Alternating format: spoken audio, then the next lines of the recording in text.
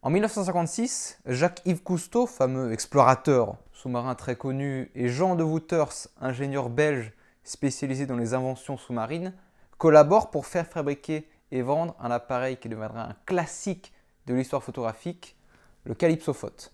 L'appareil est 100% français et sera fabriqué par Atom à Nice, les optiques Berthiaud et Ingénieux, très rare aujourd'hui. En 1960, il sera vendu par l'Aspirotechnique, c'est l'entreprise créée par Cousteau, spécialisée dans la vente de matériel de plongée. L'appareil est baptisé, comme vous l'avez pu le voir, en l'honneur du navire utilisé par Cousteau pour ses explorations scientifiques et tournages, le Calypso. Au niveau du boîtier, il est étanche à 50 mètres. Regardez-moi ça, il est tout petit. Objectif interchangeable, hop, directement. L'armement est assez étonnant, ça se passe comme ça, on déclenche et on arme ici, avec la même molette. Là on déclenche et là on arme.